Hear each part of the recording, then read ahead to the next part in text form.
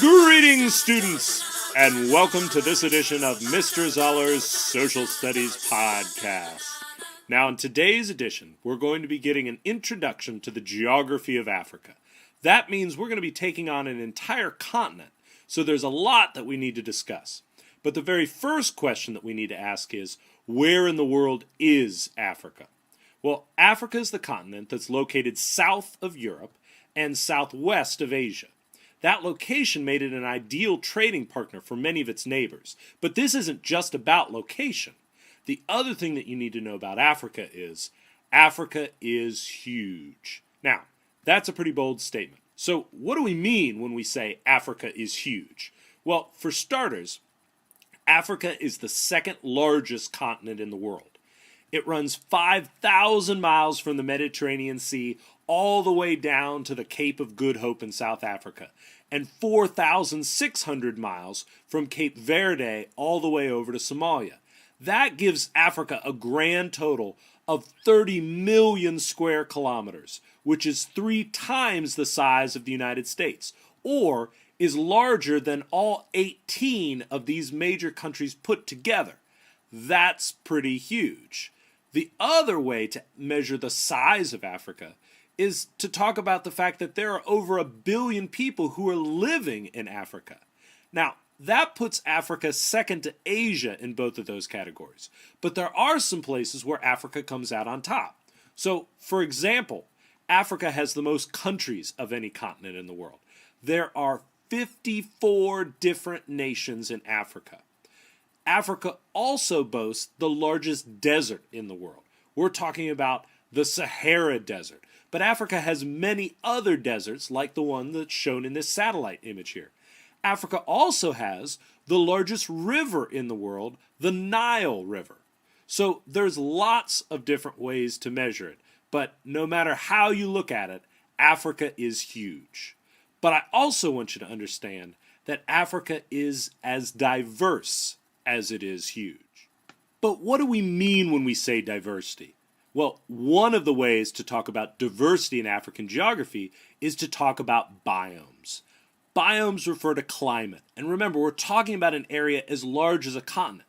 So there's bound to be a wide range of climates. And when talking about climates, an important term to know is biomes. All right, so what is a biome? Well, biomes are climate zones.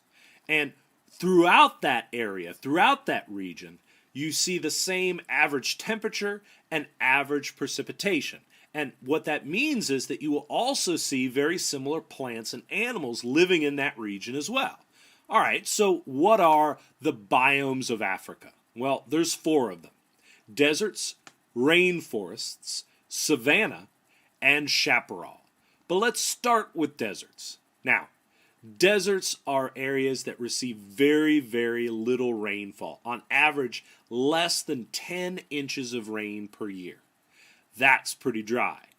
But the most famous desert in Africa is, of course, the Sahara Desert. Now, some parts of the Sahara Desert are sandy, like what you see here. Other parts of the Sahara Desert are rocky. But in either case, the fact that it's dry is going to make it a very difficult barrier to cross. There are trading networks that cross the Sahara Desert, but they had to be adapted to that particular biome. All right, let's look in the other direction at rainforests. Now, while deserts were very dry, rainforests are very wet. Many parts of the African rainforest received over 100 inches of rain per year. That's a lot of rain. But it's not just the rain itself that's particularly important. It's also the biodiversity. There are many different plant and animal species that can only be found in the rainforest.